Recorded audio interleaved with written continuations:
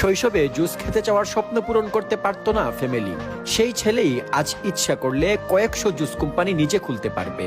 বলছিলাম ক্যাসেমেরোর কথা। ক্যাসেমেরো হওয়া এত সোজা না।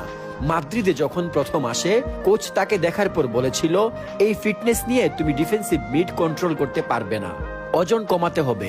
25 দিনে 15 কেজি ওজন কমায় সে। তারপরের গল্প তো সবার জানা, তবে আজ আপনাদের একটা আলাদা গল্প শোনাই।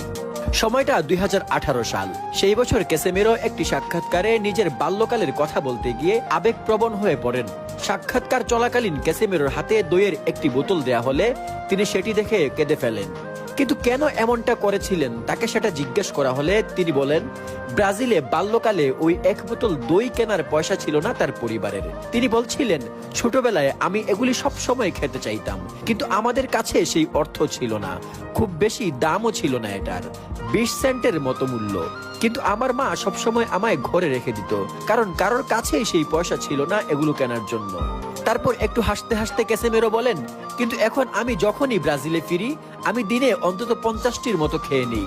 যদিও এটা আমার জন্য ভালো নয় আমি জানি, কিন্তু আমি এমনটা করি কারণ আমি ছোট থেকে এমনটা করতে চেয়েছিলাম, কিন্তু আমি সেটা করে উঠতে পারিনি। ভাবা যায়, যেই ছেলেটা একদিন দই খাওয়ার জন্য বায়না ধরতো, কান্নাকাটি করত, সেই ছেলেটা আজ এত টাকার মালিক। তিনি এখন চাইলে তার উপার্জনের টাকা দিয়ে সেই দইয়ের কোম্পানি কিনে নিতে পারবেন।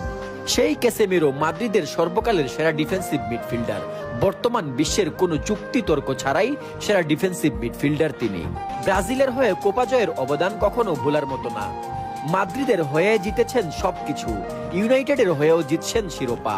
পর্তুগাল থেকে ব্রাজিল, স্পেন রাঙিয়ে লন্ডন, পৃথিবীর যেখানেই যাক মিডের রাজত্বটা তার ছিল, আছে এবং থাকবে। বর্তমান ফুটবলের সেরা ডিফেন্সিভ মিডফিল্ডারদের লিস্টের শুরুর দিকেই আসবে ক্যাসেমেরোর নাম।